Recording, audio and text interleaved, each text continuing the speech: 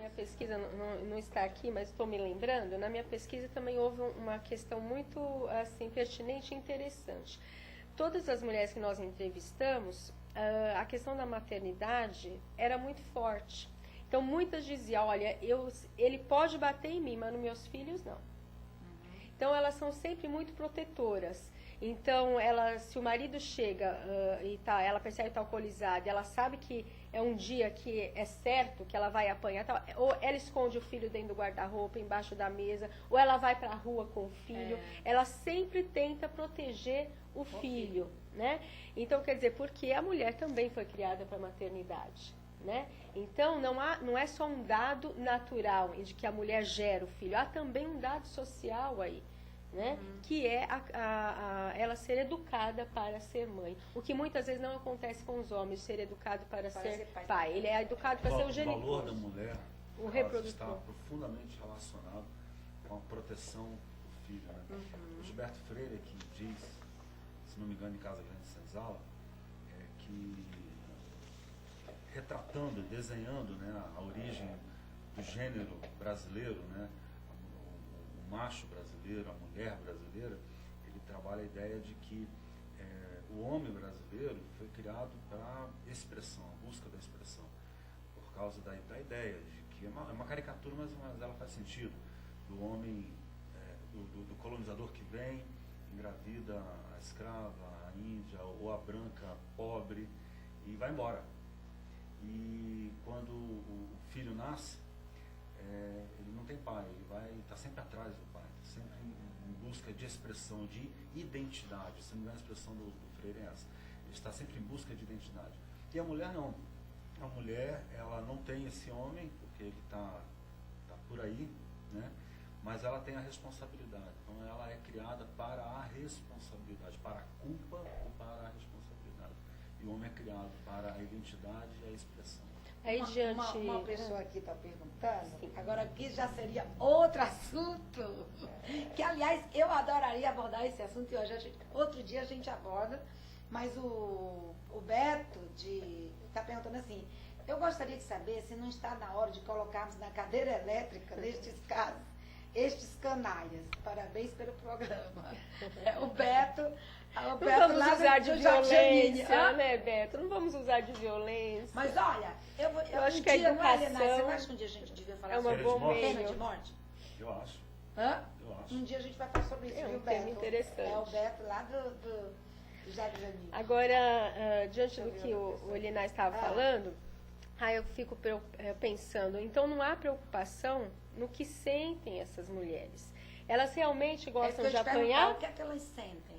Isso. Então, algumas perguntas me surgiram durante a pesquisa. Então, algumas são, elas realmente gostam de apanhar? Porque normalmente se fala, né? Mulher de malandro gosta de apanhar, por que não sai? Né? Não, eu já tentei defender, mas ela defende o agressor, ou ela não quer se separar, né?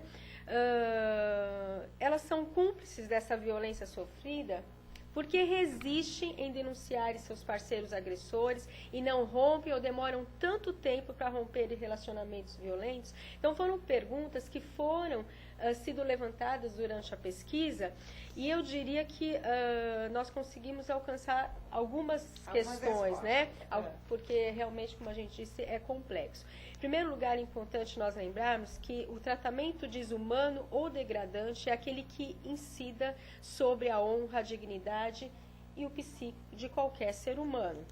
E que a violência contra a mulher, segundo a definição da Convenção de Belém do Pará de 1990, foi promulgada no Brasil em 95. Nós temos aqui a Lei Maria da Penha, que depois eu queria... Ok. Diz assim, olha, abre aspas. Qualquer ato ou conduta baseada no gênero que cause morte, dano ou sofrimento físico, sexual ou psicológico à mulher, tanto na esfera pública como na esfera privada, será considerado violência contra a mulher. E ainda diz, a violência contra as mulheres é uma manifestação de relações de poder historicamente desiguais entre homens e mulheres que conduziram à dominação e à discriminação contra as mulheres pelos homens e impedem o pleno avanço das mulheres. Ok? Então, historicamente, a violência doméstica e sexuais somam a outras violações de violência contra as mulheres que nós conhecemos muito bem, né? O salário inferior, por exemplo, né? O tratamento desumano que muitas mulheres recebem nos serviços de saúde.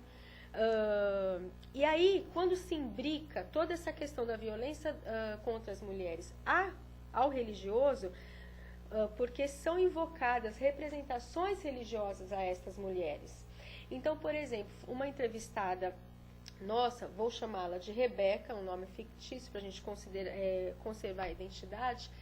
Então, a Rebeca me disse assim, que o marido dela havia ido embora, deixado ela com 2 crianças, e ele sempre foi muito irresponsável e vivia em baladas e tal, ela também já estava muito cansada, e ele foi embora. E aí, o pastor de uma igreja evangélica que tinha um caminhão ajudou a fazer a mudança da casa dela. Mas ele também era separado e também tinha 3 filhos. E aí, quais são as representações invocadas que nós percebemos? Primeiro, ela tinha um respeito fenomenal sobre a figura do pastor. Como ela era separada, 2 filhos, pagava aluguel, a mãe que ajudava, e o pastor era o pastor da igreja, o mensageiro de Deus, né? Ela começou a se interessar por ele. Mas ao mesmo tempo que ela se interessou, ela falou, Valéria, eu me sentia tão culpada porque ele era o pastor da igreja. A invocação de um poder sobre a figura do pastor. E ele a evangelizou, começou a levar para a igreja e num belo dia bateu na porta dela. E olha, eu desci do monte, que eu fui orar, eu desci do monte e Deus me revelou que você é a minha preparada. Ele falou. E o pastor falou. Ela se sentiu a mulher mais feliz do mundo. Abandonada pelo marido, 2 filhos, o pastor, o líder da igreja, que pregava todos os domingos. Ela disse para mim, ele era tão educado, Valéria, ele me tratava tão bem. Ela se apaixonou por ele, né? E ele aproveitou desse estágio, né, de fragilidade dessa mulher e disse assim, só que a gente tem que fazer tudo certinho, tá? A gente só vai ter relação sexual depois que nós casarmos. Eu disse, e então, ótimo, Valéria, na primeira oportunidade que nós ficamos sozinhos, nós tivemos relação e nessa primeira oportunidade eu engravidei. Então, qual é a representação religiosa? Ela, até então, era a preparada. Não foi assim que ele disse? Ela era preparada. E depois que ela contou para ele que tinha engravidado, ela não era mais a preparada. Era aquela que foi usada pelo demônio para atrapalhar, para derrubar o ministério do pastor. Tá vendo? Mas e aí, casou ou não casou? Não, tem todo o desfecho da história, é muito longa aqui, mas está na minha pesquisa de mestrado, vocês vão lá observar.